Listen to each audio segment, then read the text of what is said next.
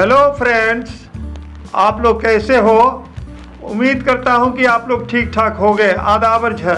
मैं doctor N हक, HMI president, Gopalganj, Bihar. मैं आज आपके सामने कोरोना वायरस और एलर्जी के कुछ खास टिप्स देने जा रहा हूं, जिसमें आपको नए नए चीज़ें मिलेंगी। और मेरा वीडियो जो है ये आप लोग शुरू से अंत तक देखें, तबे आपको पता चलेगा कि इसमें खास चीज़ें जो दिखाई गई हैं आपके आने वाले दिनों में काम में आएंगे। और लास्ट में कुछ इसके दवाइयाँ बताई जाएंगी जिसका इस्तेमाल आपके लाइफ में काम में आएगा। सबसे पहले मैं एलर्जी का डिफिनीशन आपको बता दूं। व्हाट इज़ द एलर्जी और एलर्जी क्या है, इससे क्या क्या जीवन में घाटा और नाफा है। Allergy is a condition of unusual और exaggerated specific susceptibility to a substance which is harmless और नॉट। ये एलर्जी का डिफिनेशन आप जान चुके हैं। कुछ कंडीशन बता रहे हैं। इसका example: fish, berries, eggs, beef, junk food, etcetera etcetera.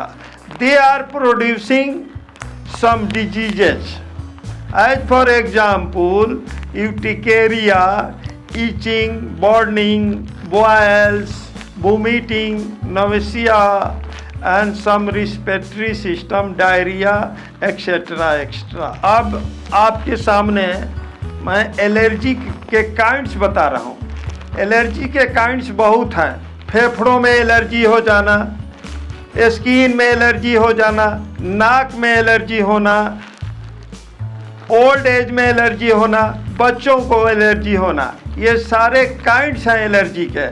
जैसे कि पूरे शरीर में एलर्जी, शरीर का जकड़ जाना, आप मूवमेंट नहीं कर सकते हैं, घूम फिर नहीं सकते हैं, चल फिर नहीं सकते हैं, ये एलर्जी शरीर की एलर्जी है, जिससे बहुत परेशानी बढ़ जाती है। स्किन की एलर्जी में ईचिंग, बर्निंग होता है, यूटिकेरिया हो जाता है और खास करके बॉयल्स हो जाते हैं। स्किन में रात दिन ईचिंग होती है, आप सो नहीं सकते हैं। ये स्किन के लिए।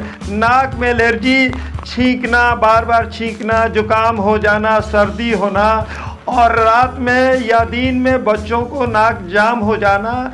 इससे सफोकेशन हो जाता है और बच्चे चिल्लाने लगते हैं और ख़ास करके दूध पीने उन्हें में काफ़ी परेशानी होती है। ओल्ड एज में एलर्जी खास करके इम्यूनी सिस्टम नहीं होता है, जिनको इम्यूनिटी सिस्टम कमज़ोर हो जाता है। ओल्ड एजों में 65 के ऊपर से जो लोग हैं उनकी इम्यूनिटी सिस्टम ख़राब हो जाती है, जिससे कमज़ोर पड़ जाते हैं और बार बार बुखार हो जाता है और सर्दी खांसी रहती ही है और सूखी खांसी से पीड़ित रहते हैं।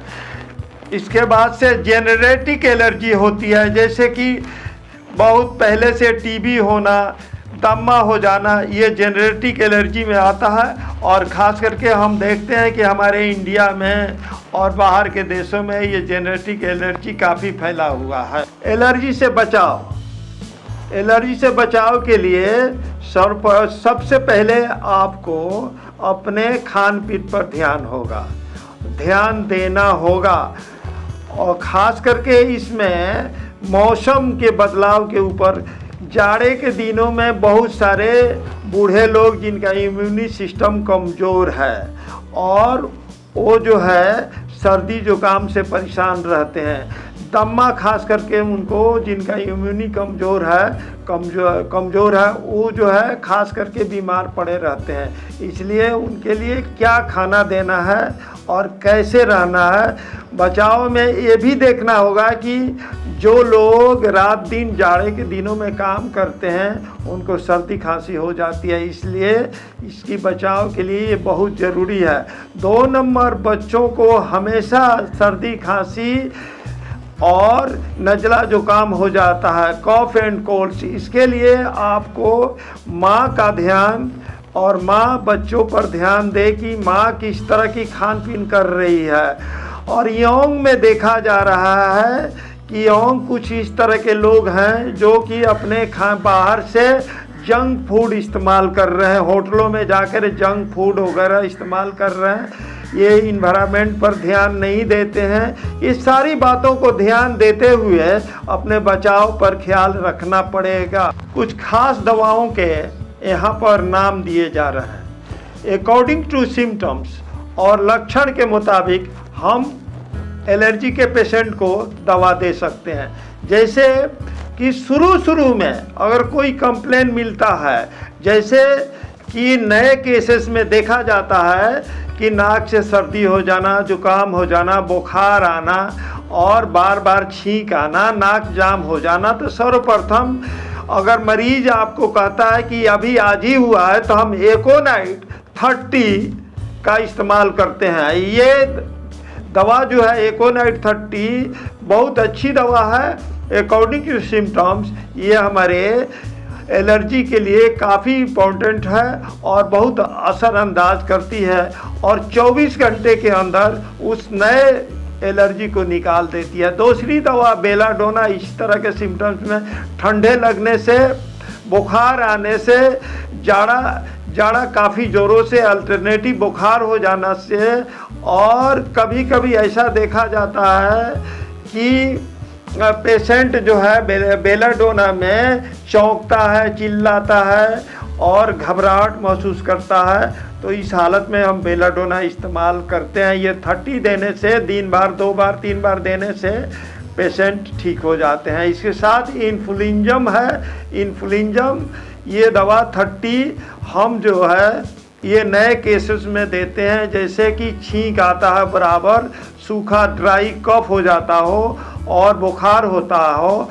तो इसमें इन्फ्लुएंजम अच्छा 30 काम करता है। दिन में एडल्ट के लिए 2 बार 3 बार देना चाहिए और बच्चों को 2 बार देना चाहिए।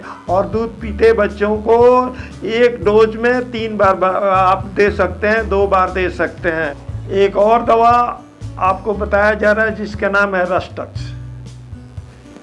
बरसात के दिनों में देखा जाता है कि बॉडी के अंदर अकड़न हो जाता है और पेशेंट जो है दर्द से महसूस करता है, बुखार आ जाता है, कभी बुखार आता है कभी चला जाता है और काफ़ी जकड़न, शरीर मूव नहीं कर सकता है। उसमें रस्टक्स बहुत अच्छा काम करता है। साथ साथ नमीदार मौसम में भीग जाता है तो उसमें रस्टक्स देना चाहिए। और रस्टक्स इतनी अच्छी दवा है जो देते ही साथ बॉडी के दर्द को ख़त्म कर देता है। ये इसकी पोटेंसी 30 आप दे सकते हैं, दिन में 3 बार एडल्ट को और बच्चों को 2 बार दे सकते हैं। इसके बाद से एलियम सिप्पा एक दवा आता है कि जाड़े के दिनों में देखा जाता है, या इस तरह से जनरल सीजन में भी देखा जाता है कि एलियम सिप्पा जो है 30 देने से नाक से सर्दी, बलगम निकलना और नाक जकड़ जाना, बराबर पानी आना, छींक आना, एलियम सिप्पा अच्छा काम करता है। 30 देना चाहिए। 30 देने से वो तुरंत नाक जो जाम होता है, पानी जो नाक से निकलता है, कभी कभी आँख से भी पानी निकलता है, ठीक हो जाता है।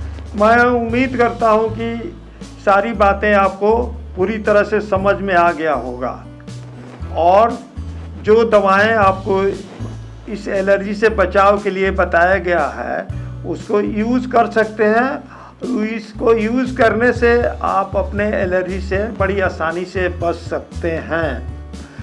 अगर आपको कोई समस्या हो या किसी तरह की कुछ कमेंट करना हो तो हमारे कांटेक्ट या वीडियो के नीचे कमेंट कर सकते हैं, कांटेक्ट कर सकते हैं। धन्यवाद।